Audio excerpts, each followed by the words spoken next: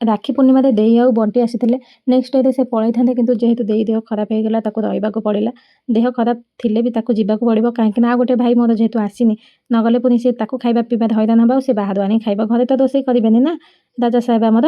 ବସ୍କୁ ଏଠି ଅପେକ୍ଷା କରିଥିଲୁ ଆଉ ଯାହା ବି ଜିନିଷପତ୍ର ନେବା କଥା ଆମେ ଏଠି ଥୋଇ ଦେଇଥିଲୁ। ବସ୍ ଆସିଲା, ଦେଇ ବି ପଳେଇଲା। ମନ ତ ଦୁଃଖ ହେଉଥିଲା, କ'ଣ କରିବା, କିନ୍ତୁ ସମସ୍ତଙ୍କୁ ତ ସମସ୍ତଙ୍କ କାମରେ ଯିବାକୁ ପଡ଼ିବ। ଆଉ ଦେଇ ଗଲା ପରେ ମୁଁ ଗାଧୋଇ ପାଧୋଇ ରେଡ଼ି ହେଇକି ବାହାରି ପଡ଼ିଲି ଟିକେ ମାର୍କେଟ ଯିବା ପାଇଁ, କାହିଁକି ନା ମୋର ଟିକେ ବ୍ୟାଙ୍କରେ କାମ ଅଛି ସେଥିପାଇଁ। ଆଉ ଖରା ହେଉଛି ଯେତିକି ଜୋରରେ ମୋର ତ ଯିବାକୁ ଜମାରୁ ଇଚ୍ଛା ନାହିଁ। ଆପଣଙ୍କ ଆଡ଼େ ତ ଖରା ହେଉଥିବ, ଆଉ ଏମିତି ଖରା ହେଉଛି କି ଖରା ଦିନରେ ବୋଧେ ଏମିତି ବି ଖରା ହେଉନଥିବ। ଯେତେ ଖରା ହେଲେ ବି କାମ କରିବାକୁ ପଡ଼ିବ। ଆଉ ଏଠି ଦେଖନ୍ତୁ ଖରାରେ ଆକାଶ ସୁନ୍ଦର ଦେଖାଯାଉଛି, ଗଛଲତା ସୁନ୍ଦର ଦେଖାଯାଉଛନ୍ତି, କିନ୍ତୁ ମୋତେ ଜମାରୁ ଭଲ ଲାଗୁନି। ଆଉ ବିଲରେ ପାଣି ନଥିବାରୁ ତଳି ବି ଧୁଆ ହେଇପାରୁନି। ଆଉ ଯେତିକି ବି ଯେଉଁଠି ପାଣି ଅଛି ଏଇ ଖରାରେ ସେତକ ବି ରହିବାକୁ ପଡ଼ୁଛି। ଲକ୍ଷ୍ମୀ ବସ୍ ପଳେଇ ଆସିଲା ଆଉ ମୁଁ ବସ୍ରେ ବସିକି ଗଲି। ଆଉ ଆଜି ଏତେ ଭିଡ଼ ଥିଲା ଯେ ବସିବାକୁ ସିଟ୍ ହିଁ ମିଳୁନଥିଲା। ମାର୍କେଟରେ କାମ ସାରିକି ବସଷ୍ଟାଣ୍ଡକୁ ଆସିଲା ବେଳକୁ ସାବି ସହିତ ଦେଖା ହେଇଗଲା।